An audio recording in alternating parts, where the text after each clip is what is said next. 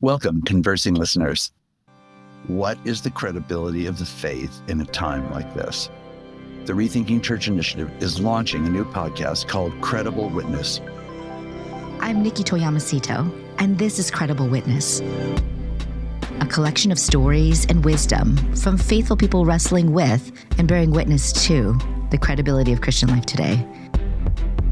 Each episode is an invitation to listen generously and courageously to one person, navigating social tension and moral complexity, negotiating doubts, struggles, and fears, overcoming obstacles and pursuing justice, and living out the convictions of their faith.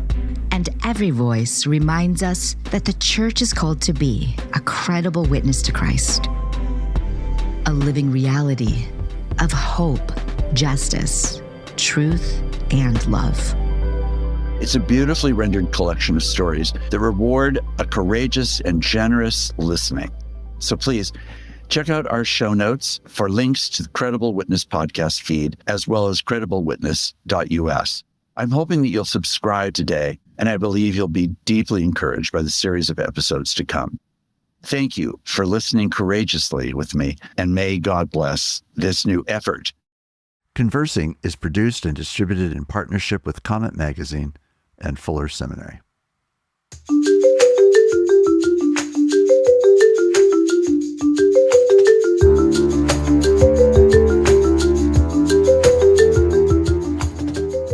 I'm Mark Labberton. Welcome to Conversing.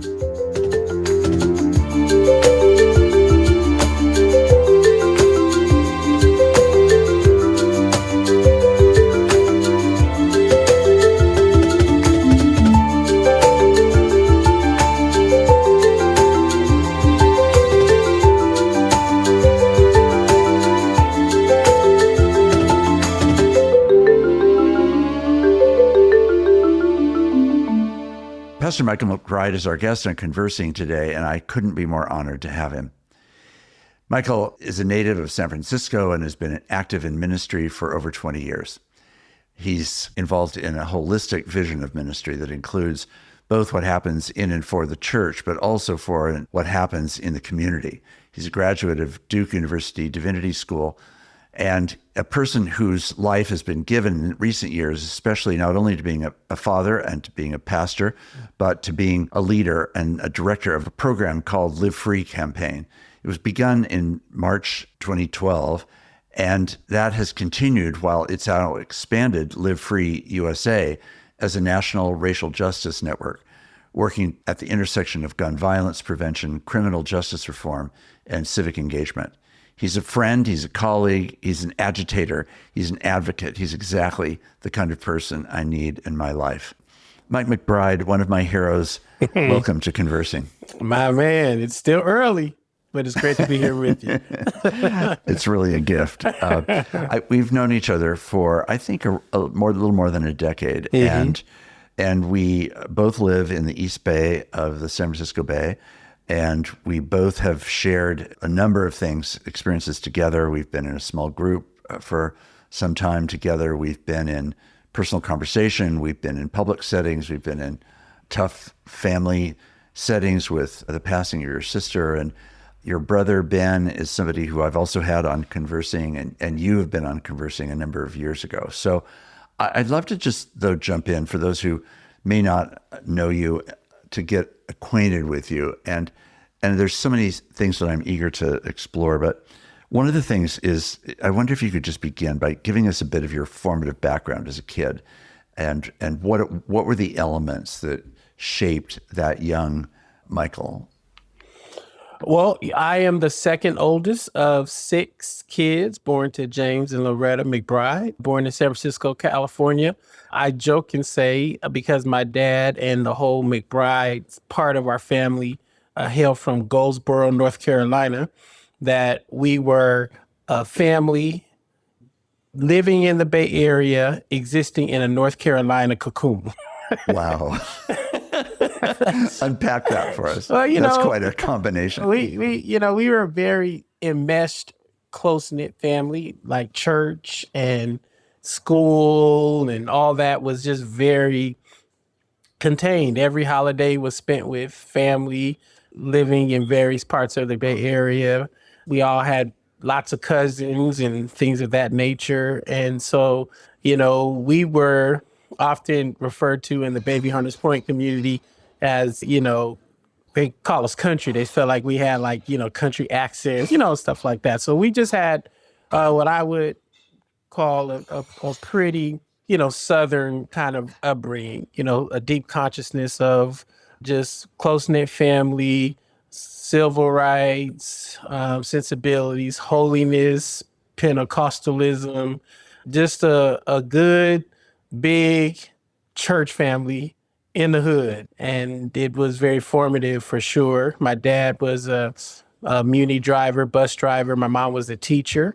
We went to a Southern Baptist Christian school for free at the time because my mom taught music. So from kindergarten through ninth grade, I was there. A lot of my brothers and sisters, went through that kind of a shared experience. And we ended up going to the public schools because around ninth grade, the girls in the schools started to like my brothers. And because of the racial stuff, it was creating all these weird dynamics. My brothers and I were starting to be called N-words and, the parents and the principals and, all the Southern Baptist drama that, you just take for granted.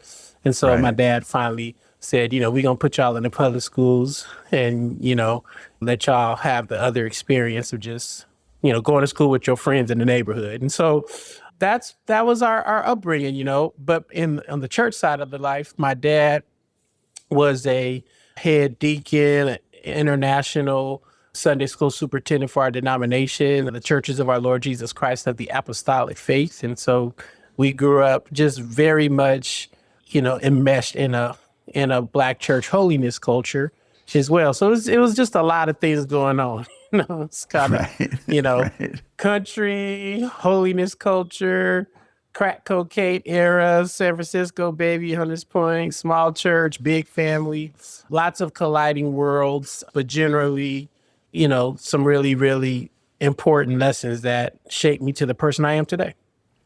Not everybody understands what Black holiness means.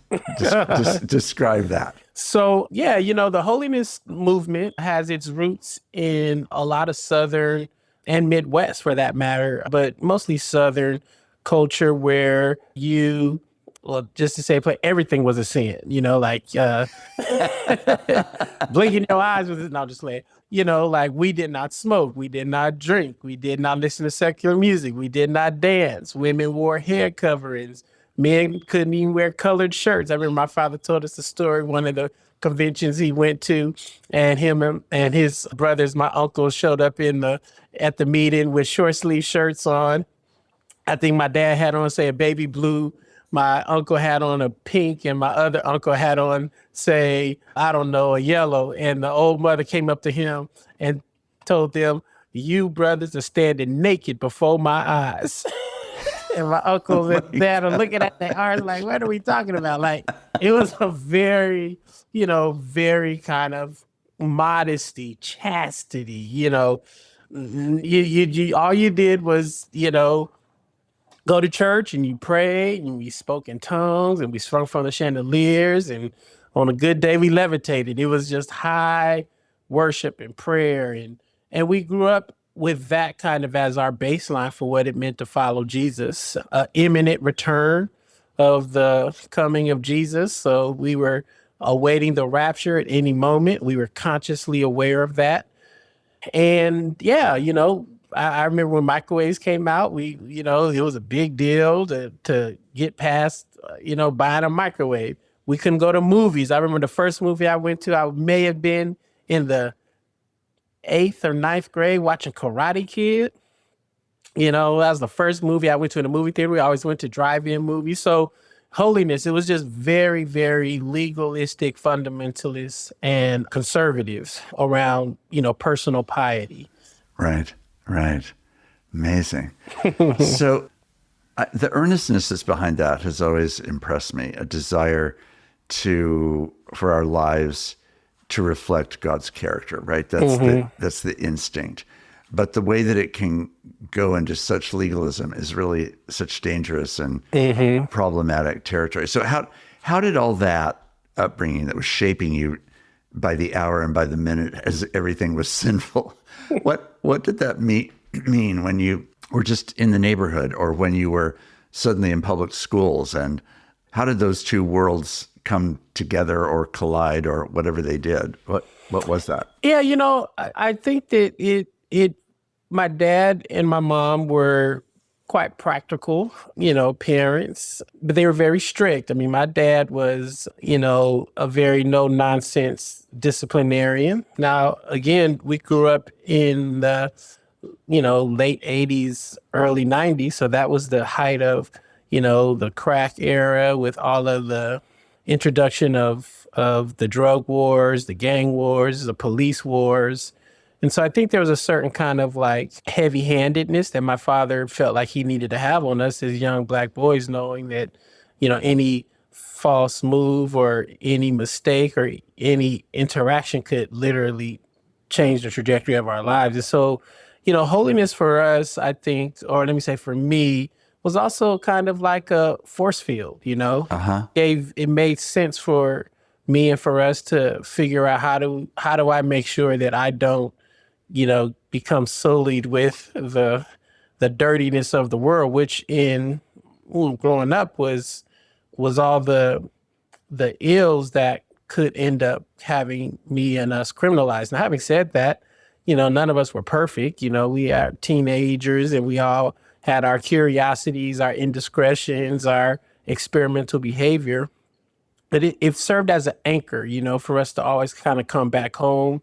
I think the intensity of our upbringing in the church made sure that 4, maybe 5 days out the week, we were always in church, either in the evening or on the weekends, which, takes up a lot of your time. It's like Right. An idle mind is a devil's workshop, right?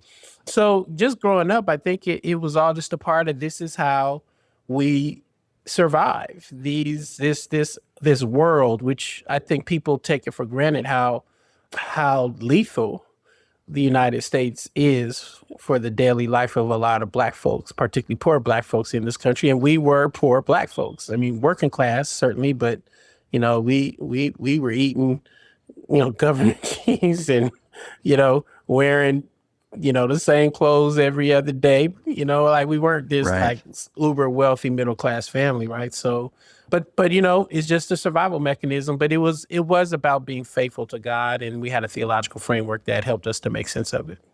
So holiness in the hood, that's really quite a combination. Yeah. It strikes me that if I understand the family story right, that it was partly because of that sense of the anticipation of the rapture, that is Christ's return and the deliverance of the saved, was really a kind of eschatology that meant you were waiting for that rather than working on, for example, civil rights.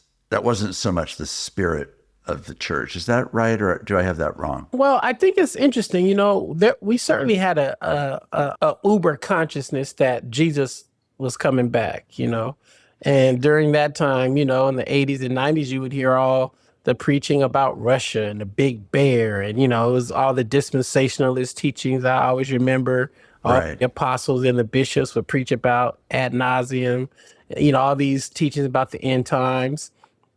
But my dad was very serious about teaching us or exposing us to the civil rights movement. Every February, we would watch the Eyes on the Prize documentary growing up.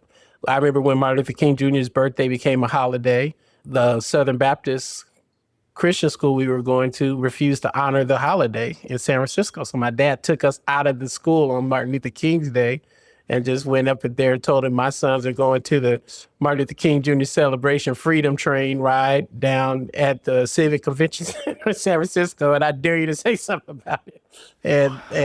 And they wanted to, but you don't say too many things back to my dad when he gets going. You just kind of be like, yes, sir, Mr. McBride, and we'll see him on Tuesday, So Yes. I remember the first time my dad sat us down and we would watch Roots, Alex Haley's, mini series about Kunta Kinte. And so there was not, I think, as kids, this sense that we were fighting for justice, and that would be appropriate. We're kids, right? Right. But I think there was always this sensibility that was, a part of our upbringing that, you know, this is what it means to be Black in America. Like, we come from a history and a story, and the pursuit of social justice is partly why we even have the access to what we have today.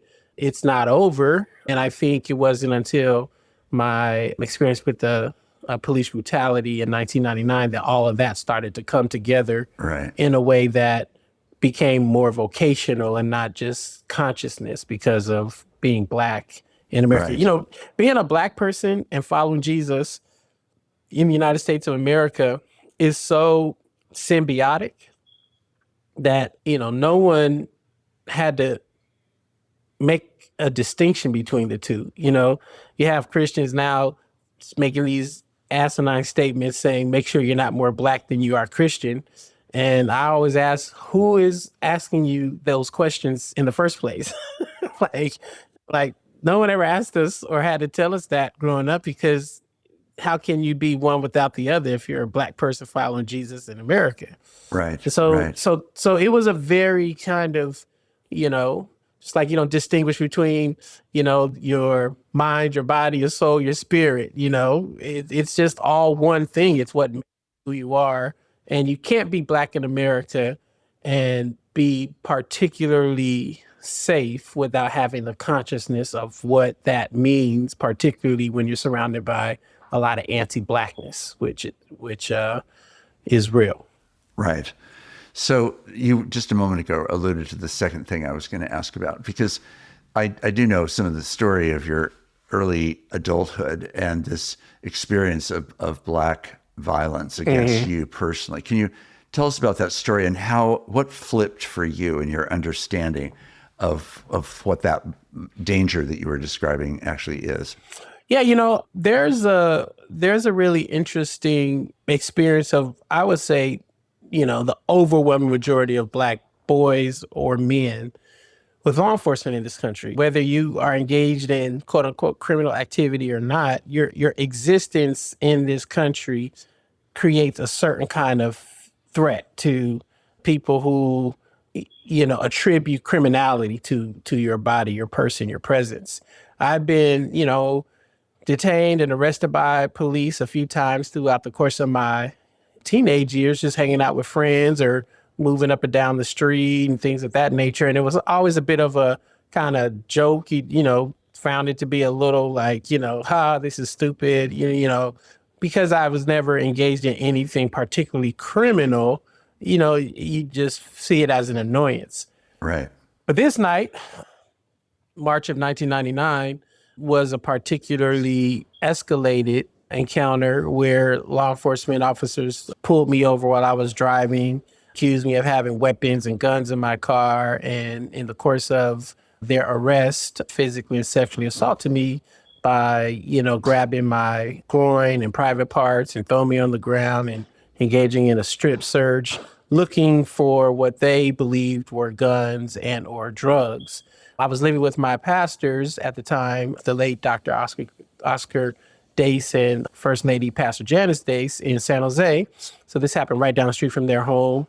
And that triggered a whole series of traumatic, painful engagement around what it meant to be a follower of Jesus, living in the world, knowing that that does not protect you from the violence of the state, that you can be following Jesus faithfully and still be subjected to violence at the hands of the state, that God won't necessarily protect you from violence at the hands of the state.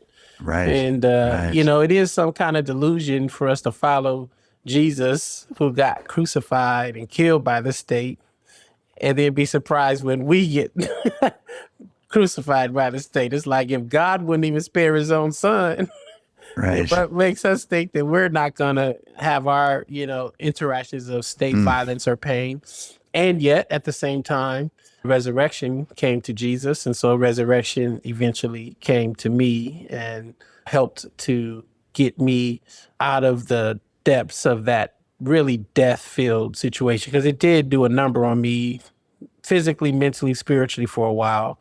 But yeah, that was a real important turning point in my journey, my life, my theological space. And again, at the time, I was attending an Assemblies of God Bible college called Bethany College in the Santa Cruz area. So yeah, my world in white evangelicalism has been quite grounding and illuminating, which is why I think I have a lot of strong feelings about this moment and the ineffectiveness of fundamentalist Christianity. You know, I think it has lots of gaps that really could cost people lives and harm the public witness of the gospel of Jesus Christ.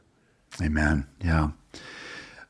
Mike, what then prompted you? You continued on. You went to seminary eventually at Duke. Yes. And eventually you come back to the Bay Area and you become the pastor over time of the Way Christian Center in Berkeley on University Avenue, right? And so what happened at Duke and what brought you back to Berkeley and to be the pastor of the Way?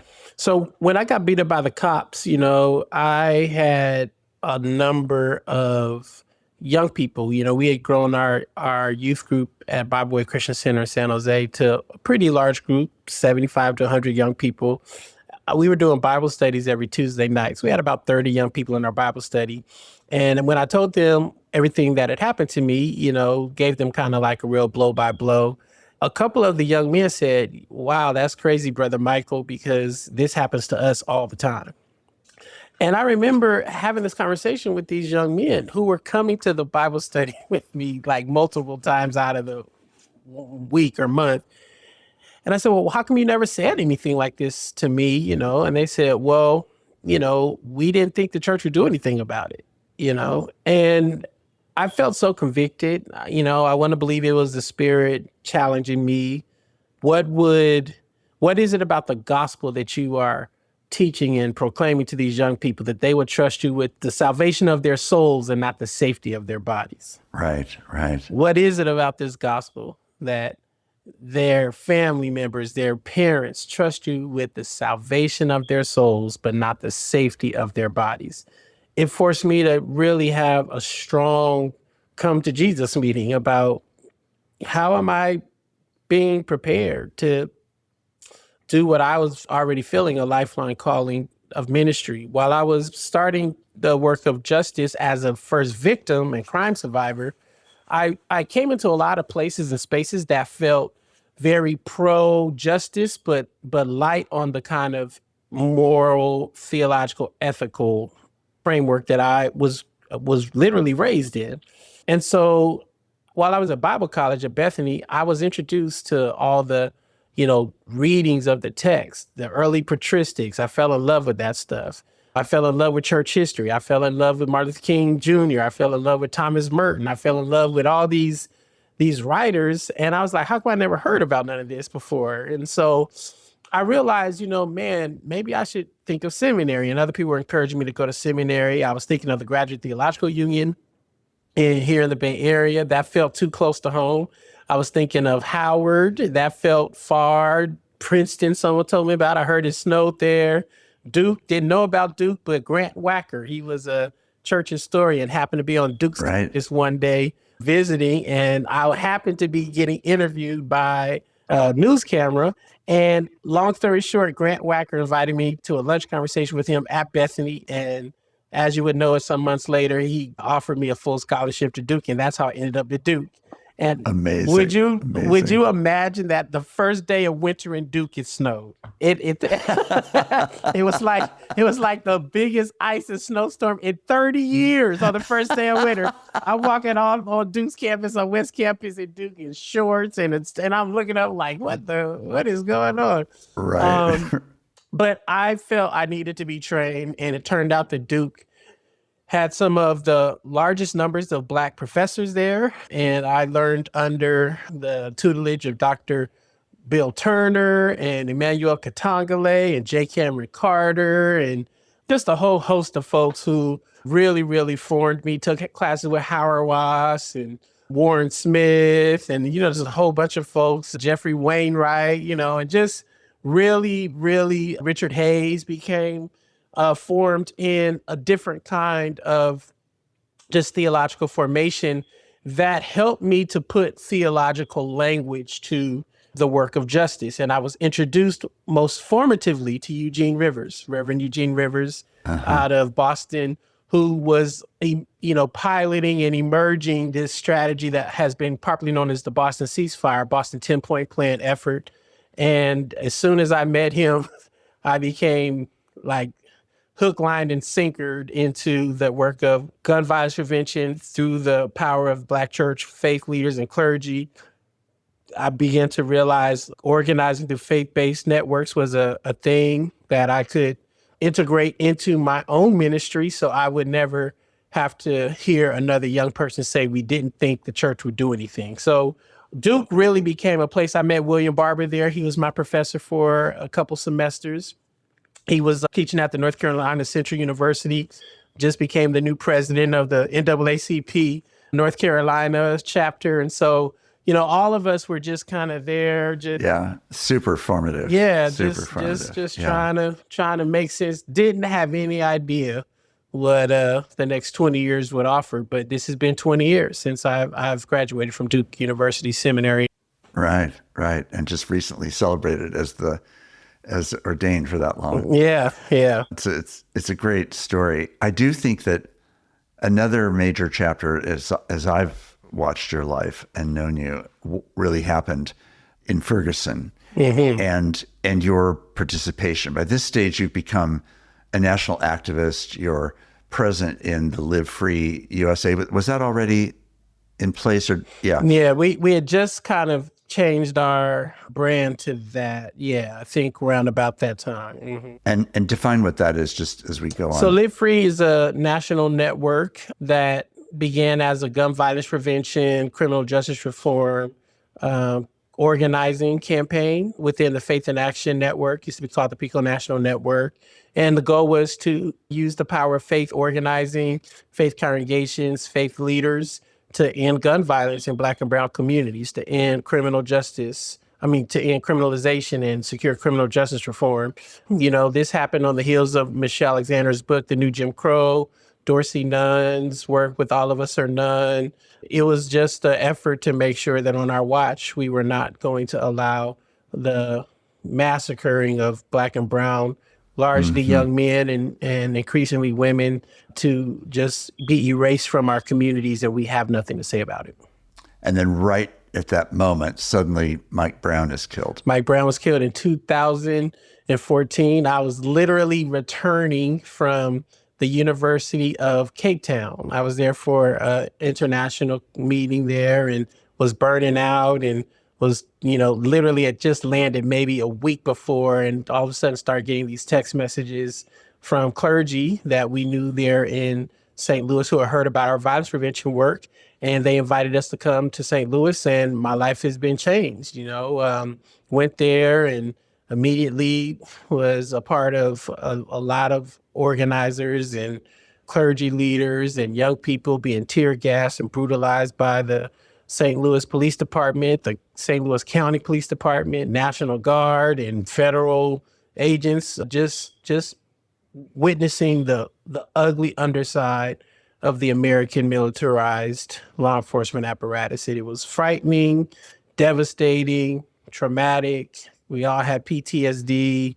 Many of us, our marriages didn't survive that era. It was just a very terrible, several years of just trying to make sense of what it means to be living in a country and still being brutalized on TV and no one's stopping it. I remember during that time being very aware of your presence there, partly because you were being frequently interviewed on television, but also because of just the extent of the response, the reaction across the country to the whole set of events, and to the brutality that had been meted out. It felt very much like echoes of prior events in American history, and it was in the middle of a long chain of individual people who were killed mostly, as you said, young men, usually without any apparent cause, and the vulnerability and the use of immediate violence and the ending of life was just really a staggering thing. And it ultimately becomes part of what becomes the summer of 2020. But before we get to that, the thing that I saw emerge for you was an even greater and somehow a changing way of understanding the tremendous urgency and the enormity of the problem. Am I right about that? And if so, how would you describe it? Yeah, I think for me at the time, I've always understood the diversity of the Christian tradition. It's growing up again in the Southern Baptist context. It was very clear to me early on that we sing the same songs, we use the same theology, we worship the same Jesus, but we come to very different commitments. Yes. When it comes to just how we treat people, Right. And Ferguson, I think, opened it up in a different kind of way, because growing up, you see the difference, but you just kind of are taught or perhaps formed to believe this just works itself out in heaven, Right. But Ferguson taught me that there's a lot at stake right now. Yes. And remember, Barack Obama was the president. So a lot of us had kind of felt like, the United States was actually moving forward, Right. we were, moving forward. Now, there were incidences still happening that were like Trayvon Martin had already happened, and Tamir Rice had already happened, and Eric Garner had already happened, right? The Jana 6, people forget Jana 6. Like, there were all these things that were happening under the Obama administration. A lot of us were just like, why isn't he or they able to stop any of it? And so Oscar Grant, obviously here in the Bay Area, had happened. And so I think there was this sense like, who is going to stop this? Right. And it was very painful to see how quickly the church just literally divided along racial lines.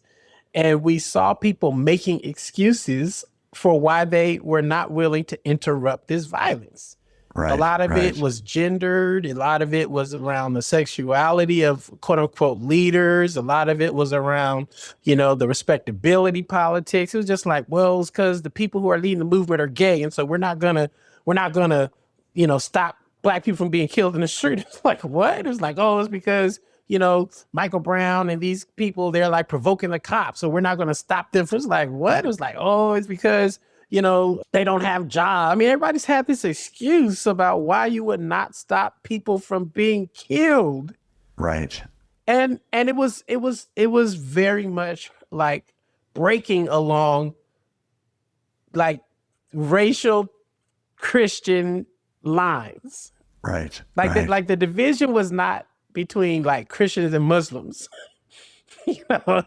It was like among Christians who literally are living in the same community, and no one is like, we're all watching the same thing. And you're like, and so, it became clear to me that not only can this wait to be reconciled in the afterlife, but as I got closer to younger people in the community, they were saying, this is why we don't go to church. And so it was almost another kind of conversation I was having with young people about why they don't identify with the church. Is because at our moments of greatest need, you guys are always finding an excuse why you're not going to show up.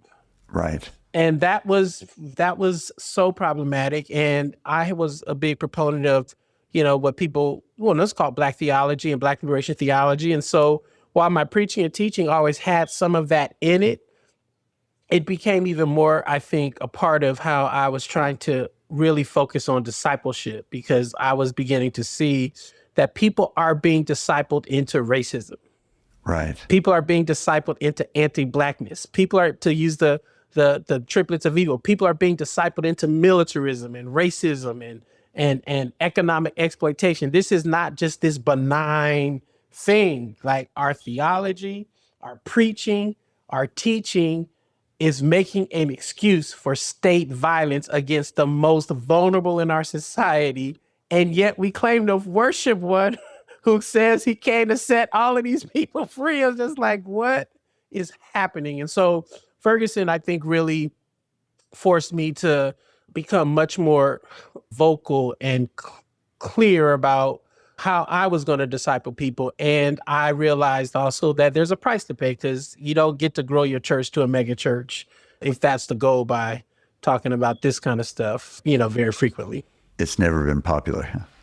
So you eventually come back for Ferguson. You're there for a while, several weeks, right? Well, so it's funny. I actually was there for about from August all the way through Thanksgiving.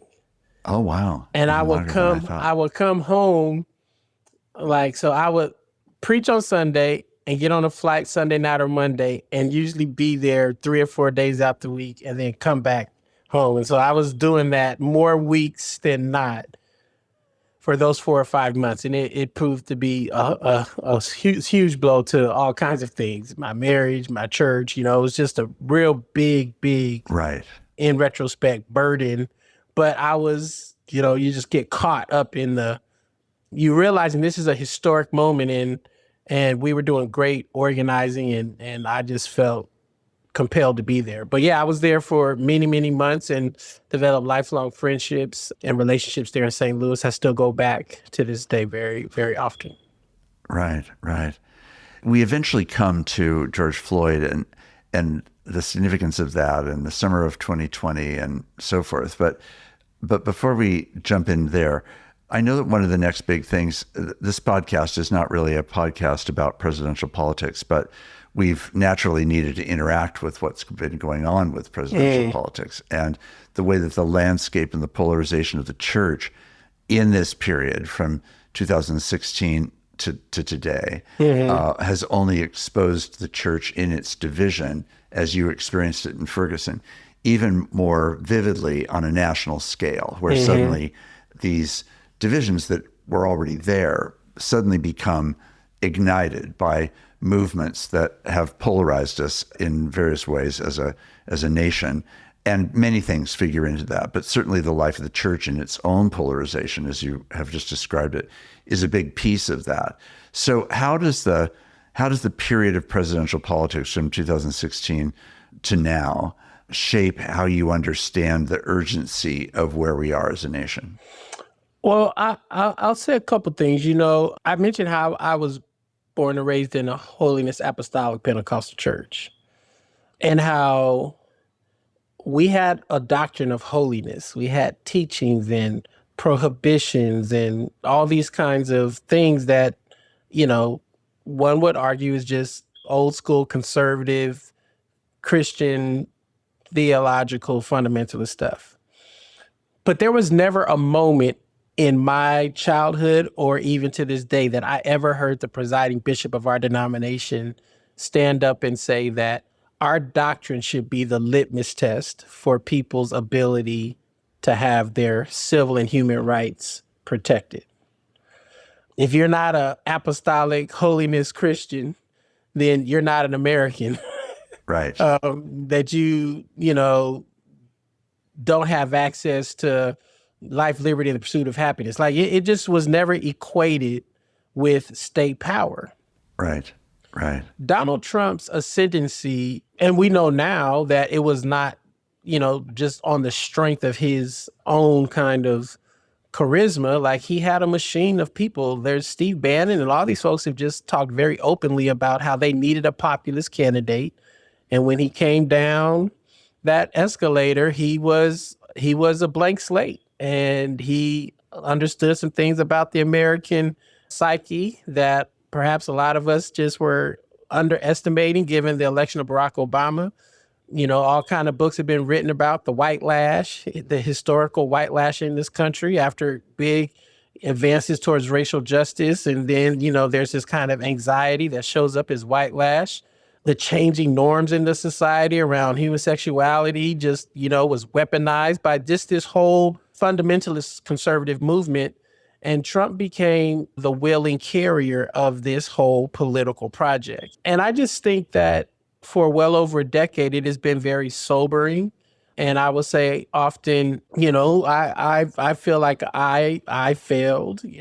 We failed. We can call ourselves, faith leaders and voices of the prophetic justice work. We failed to remove this guy's influence off of the political and cultural and national scene. He has become a willing agent of Christian authoritarianism and Christian nationalism. And while some of our friends in the Christian right-wing conservative movement don't see that as a problem, in hindsight, it may be the end. It may be the thing that causes the United States of America as we know it to cease to exist, right? And so his election, his ascendancy, again, created a whole nother level of just political repression and, harm to a lot of people, certainly who are Black in this country. That's my experience as a Black person, but then also other vulnerable populations, our Muslim brothers and sisters, our loved ones who are poor and low wealth. There just been a lot of really challenging realities that have been concretized in this country. And I don't blame it on Trump, but he has been a willing carrier of that political project. And it's been hard to navigate through it for sure.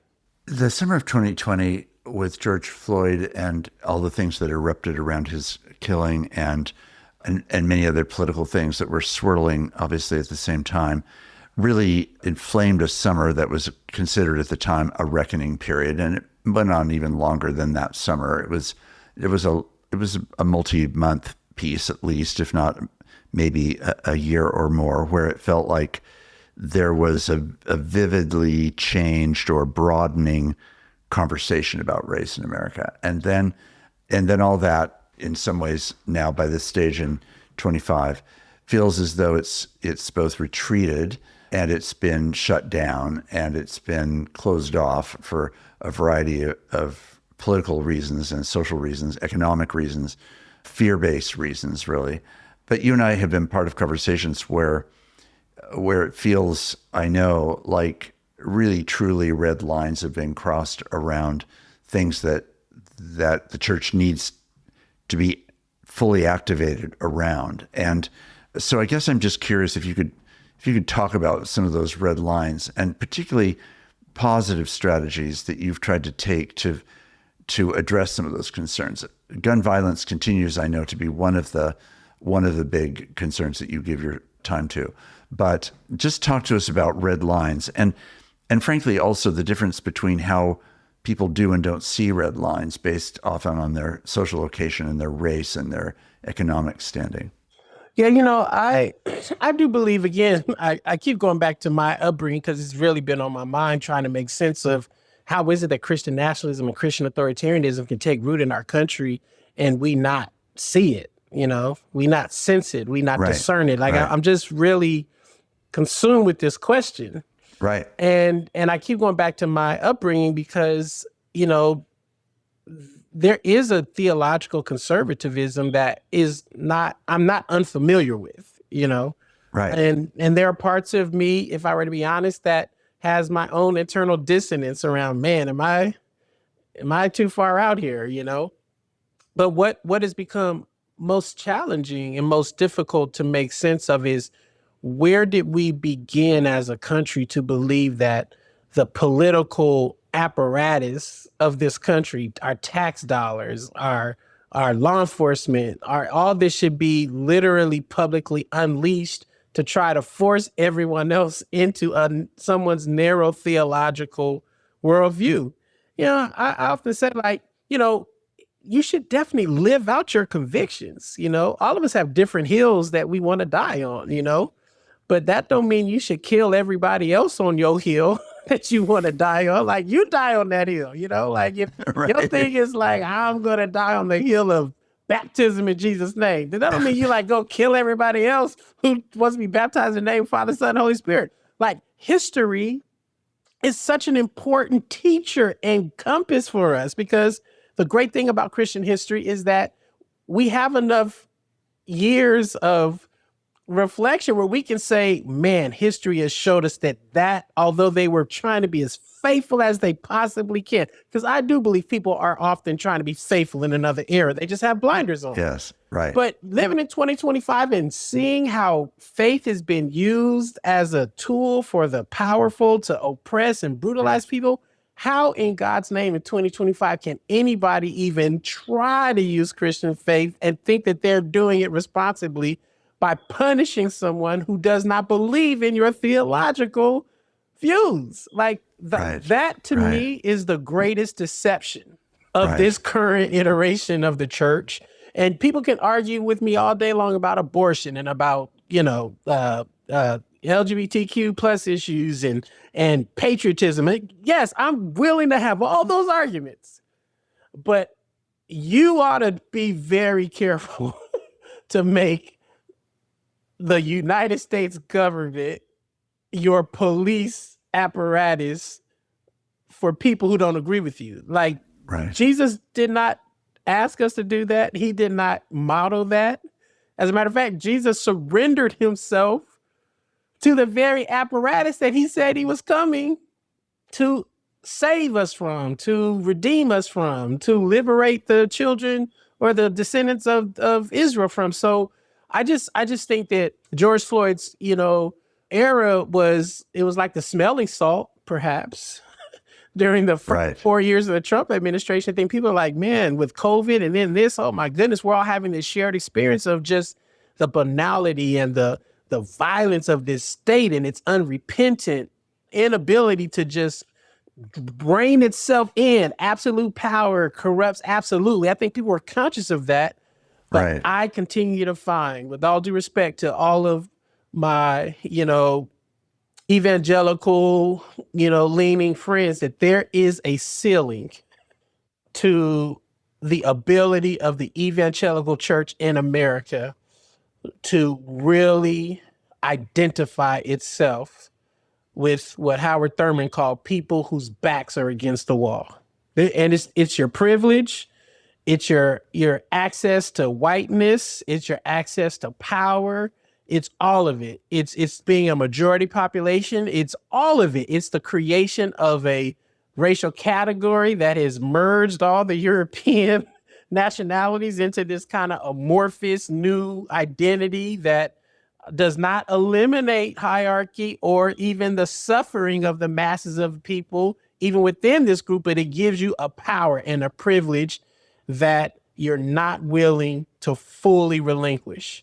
And I got to say, Mark, even among the progressive wing of white, religious folks here, I've been dealing all week with this knowledge that some of the folks I used to work with in Faith in Action, white folks who literally left the organization, some of our Latino friends are there who still in the organization, complaining that our work was too Black, complaining that our work was too urban and, to this and to that. And now they're trying to remake themselves as this racial justice organization and all this kind of stuff. It's just like, but now they're the ones in charge of it. You know what I mean? So it's okay when y'all are in charge, but it's not okay when y'all have to literally learn to be led by people who are not like you.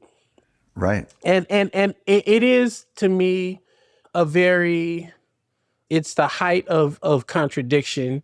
And even within our own spaces, we have to figure it out, or I think, again, this country is really in trouble. And I also say Black churches and Black leaders are not off the hook either, because there's this new seduction into the kind of evangelical movement now by Black Christians, in the Reformed tradition, it seems to me, who are just fighting fights that I don't understand, Right. Yeah. Well, I do think that we're at a very complicated moment, and it's fraught for all the things that you've just named, and that is not to stand in the circle of those that Martin Luther King Jr. referred to in his letter from a Birmingham jail as the Christian moderates, who who just in their moderation say, well, yes, in time, this will all come out. I think what we dare not lose is the urgency of now, to quote someone, and the acknowledgement that the urgency of now impinges on all of us, whether we are personally in a vulnerable place or whether we're not. And that's an act of self-sacrifice, which we don't make in trying to make ourselves the center of the story, but quite the opposite, to relinquish ourselves as the center of the story in order that we can actually let someone else's narrative, someone else's pain and vulnerability and need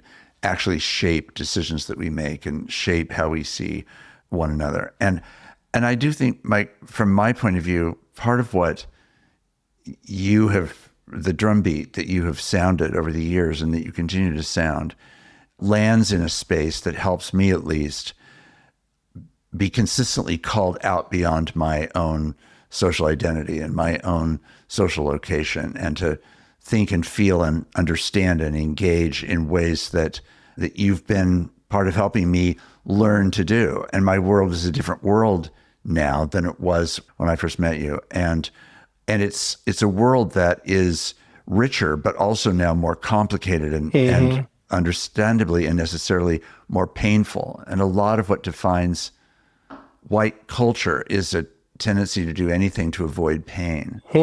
And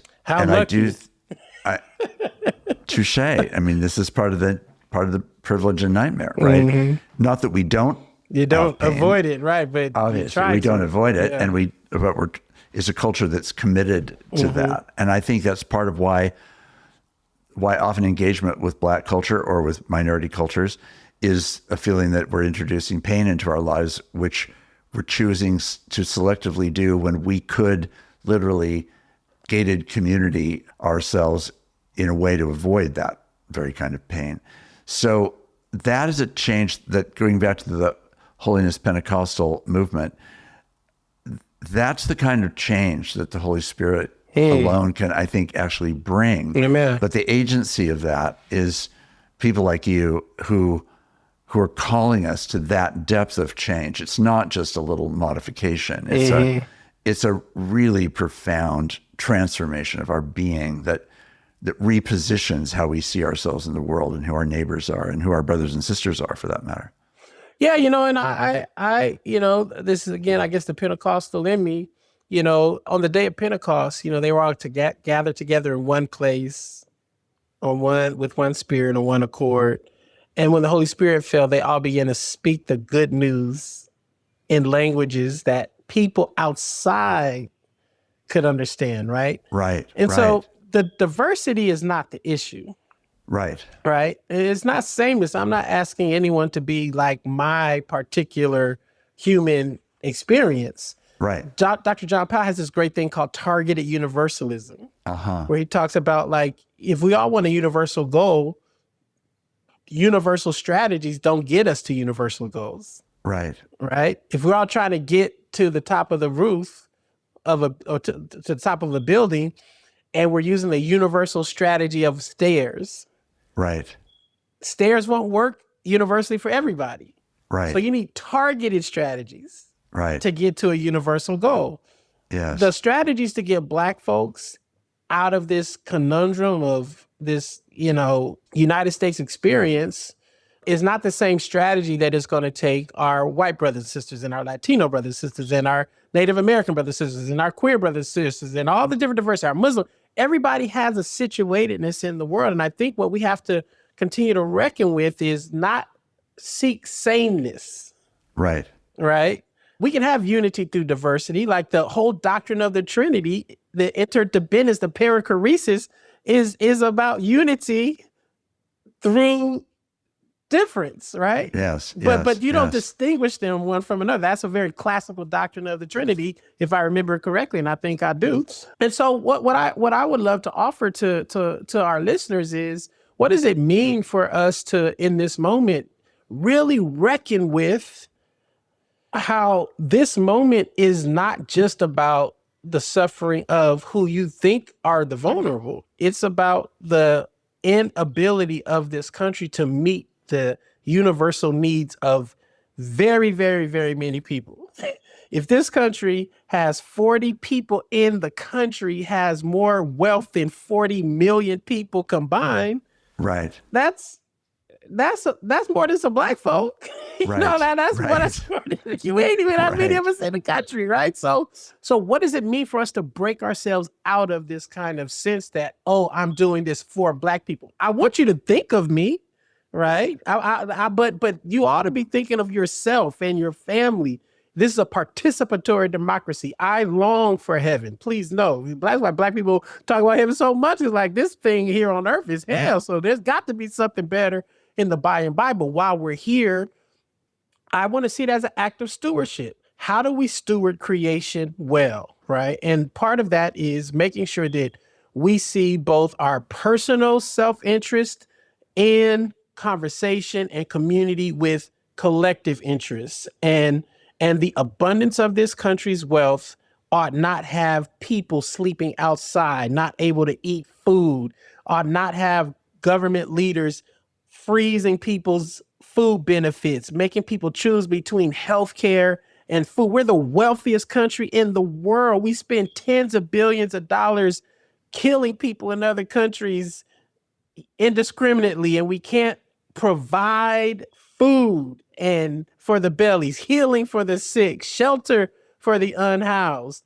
This is to me about our faithfulness to the gospel. And I know there's some people who say, oh, Pastor Mike, you turned into this leftist, socialist, liberal, whatever. And I say I turned 50 this year. I just hope that feeding the hungry, clothing the naked, healing the sick is not something that in 2025 Christians identify as some leftist, socialist, liberal Christianity, or we've lost it.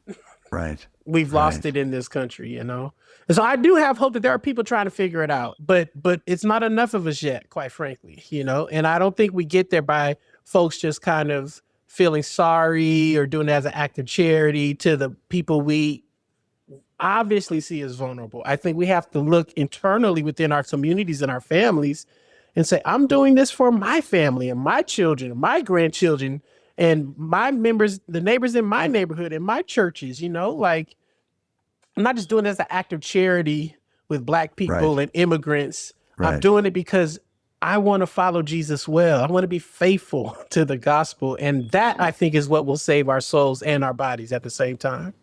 Mike McBride, thank you again for being here and for who you are, for what you're doing every day, and for the cost that you're paying, which is high, and for the friend that you've been to me and to so many others that have brought us along. And I'm just extremely grateful for you. So thank you for your witness. Always excited to hang out and talk with y'all. And please, y'all, listen to Mark Labberton. He's one of the good ones out here, man. He's wrestling with the faith. And I'll just say to you all, we are working to build some spaces where we can all overlap. And so if you ever want to get down with some of the work we're doing, you can go to livefreeusa.org and connect in with us. And we're trying to reach over 200,000 people in the next 6 to 8 months with a message of justice-infused faithfulness in this time. And it doesn't have a denominational name, a racial category, a gender category. None of these categories disqualify us from that mission. And so let's do what we can to try to bring the country back off the brink of this Christian nationalism. It is a harmful political movement, and I pray we can figure it out. Love you, Mark. Thanks for the time, brother. Love you too, Michael. Yeah. God bless.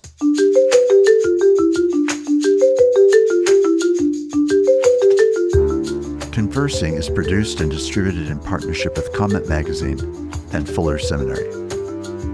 Peter Labberton is our engineer and editor. Evan Rosa is our producer. For more information about Comment Magazine, visit comment.org, where you can subscribe, read the current magazine issue, and browse their archive. Fuller Seminary is an evangelical, multi-denominational graduate institution committed to providing indispensable formational education for diverse Christian leaders everywhere. For information, visit fuller.edu. I'm your host, Mark Labberton. Thanks for listening with me.